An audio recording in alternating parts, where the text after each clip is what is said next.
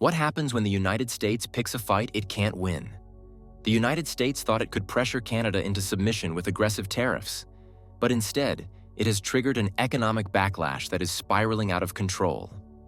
In response to U.S. trade restrictions, Canada has unleashed a $155 billion counterattack, crippling key American industries and putting hundreds of thousands of U.S. jobs at risk. But there is more to come. Now, factories are shutting down, prices are rising, and economic panic is spreading. But this isn't just about trade. This could be a turning point in North America's balance of power. As U.S. states suffer the consequences, could this economic war spark deeper divisions within America itself?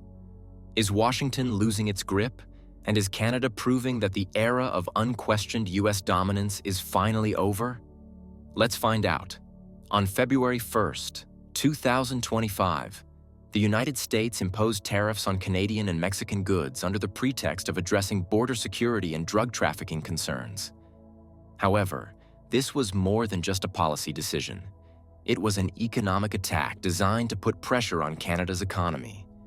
The tariffs applied to most Canadian exports, except for oil and energy, which were subjected to lower rates. The U.S. government likely expected that Canada would take the hit without significant retaliation, but that assumption quickly proved to be wrong. Just days later, Canada responded forcefully, announcing a massive $155 billion tariff package against U.S. goods. The retaliation was immediate and effective. The first phase of Canadian tariffs, worth $30 billion, was implemented right away, targeting major U.S. exports to Canada. The Canadian government made it clear that it was willing to escalate further, planning an additional $125 billion in tariffs to follow. Unlike the broad, unfocused U.S. tariffs, Canada's countermeasures were highly strategic. The government specifically targeted industries that are crucial to the U.S. economy and politically significant to the current administration. Canada was not just responding. It was making sure that the economic pain was felt exactly where it would have the greatest impact. Despite Canada's aggressive response, the economic damage caused by U.S. tariffs was unavoidable. Canada suffered an estimated $2.1 billion economic loss due to these trade barriers. Additionally, reports from different sources indicated that many Canadian jobs had been lost across various industries affected by the new restrictions. The hardest-hit sectors were automotive, agriculture, and technology, all of which rely heavily on cross-border supply chains. The automotive industry, in particular, faced serious setbacks as manufacturers struggled to deal with new costs and logistical delays. However, while Canada was taking losses, it was clear that the U.S. was facing even bigger problems. The retaliation from Canada began to take a serious toll on the American economy, proving that trade wars are never a one-sided battle.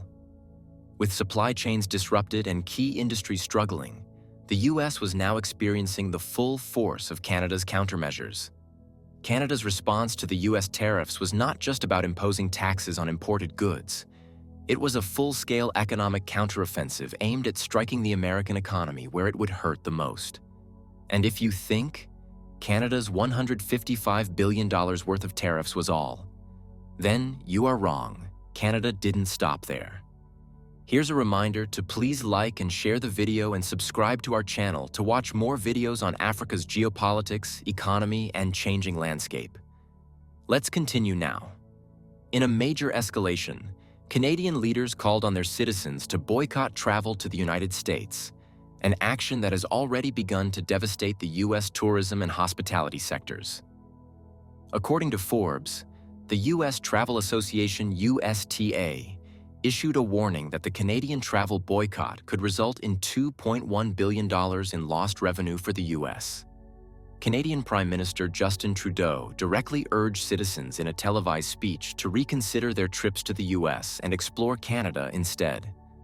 This call to action was further reinforced by David Eby, the Premier of British Columbia, who emphasized that Canadians should really be thinking carefully about spending our money in that country, since the U.S. is actively trying to harm Canada's economy. The effects of this travel boycott were immediate. Flight Centre, Canada's largest travel agency, reported a surge in cancellations for U.S. vacations, with many customers instead rebooking luxury travel elsewhere. The biggest losses are expected in Florida, California, Nevada, New York, and Texas, the most visited states by Canadian tourists. In Florida alone, Canadians made up 38% of all foreign visitors in 2023, a number that is now set to plummet due to the boycott. Texas, where Canadian travelers contributed $403.3 million in spending in 2023, is also bracing for a sharp decline in tourism revenue. According to USTA data, even a 10% drop in Canadian travel to the US could result in 2 million fewer visits, putting 140,000 American jobs in the hospitality and tourism industries at risk. The National Travel and Tourism Office highlighted the massive economic impact of Canadian visitors, noting that 20.4 million Canadians spent $20.5 billion in the US last year, the highest from any single foreign country. The travel boycott is now threatening to erase a large portion of that revenue. Trudeau further reinforced the call for economic patriotism, telling Canadians, "Now is the time to choose Canada. It might mean changing your summer vacation plans to stay here in Canada and explore the many national and provincial parks, historical sites, and tourist destinations our great country has to offer." With tourism losses piling up, industries collapsing, and hundreds of thousands of jobs at risk, the US is now facing the full force of Canada's economic retaliation. What started as a simple tariff war has now turned into a deep economic crisis that could have long-term consequences for America's struggling industries. Canada is proving that economic warfare is not one-sided, and the US is paying the price. So, the US may have initiated the trade war, but it soon became evident that it was paying just as high a price, if not a greater one, than Canada.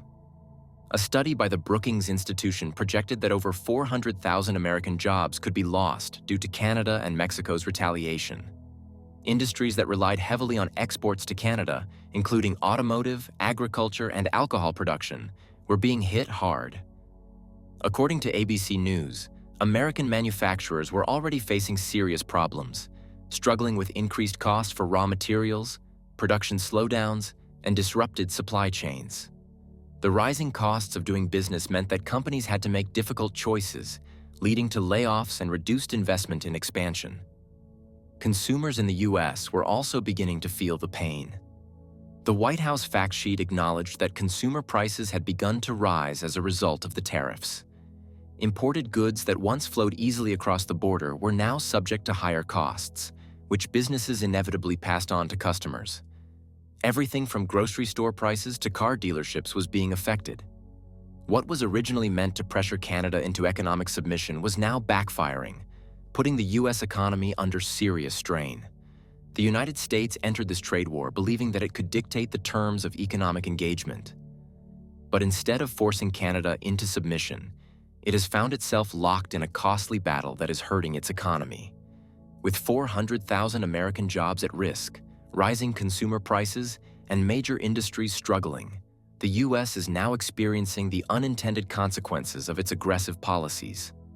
Meanwhile, Canada is not only defending itself, but also setting the foundation for long-term economic resilience. The outcome of this dispute is clear. Canada has shown that it will not be bullied into economic submission. By striking back with precision, diversifying its trade, and strengthening its domestic industries, Canada is making sure that the US pays a heavy price for initiating this conflict. What was meant to be an economic power move by the US has turned into a crisis for American businesses and workers. The lesson is undeniable. When Canada is pushed, it pushes back, and this time, the United States is the one feeling the pain. The mounting economic damage caused by Canada's retaliation might force Donald Trump to rethink his aggressive trade policies. With billions in losses, industries struggling, and hundreds of thousands of American jobs at risk, the political pressure on the White House is growing. Republican leaders in key states, especially Florida, Texas, and New York, are already facing backlash from businesses suffering due to Canada's countermeasures. If Trump's tariffs continue to backfire, he may be forced to reconsider his stance or risk economic and political fallout that could damage his presidency. Do you think Canada is doing the right thing? Should Trump rethink his approach to Canada? Let us know in the comments section. Will this force Trump to think 100 times before imposing tariffs? Do you want to watch more videos like this one? If yes, subscribe to our channel and press the bell icon next to it. We have decided to bring videos on something nobody talks about: African politics, the economy, and increasing power. Thanks for watching, and until the next video, stay tuned. Tell us what you think in the comment section. Like and share the video, and subscribe so that you don't miss any of our African videos. It's the best way to support us.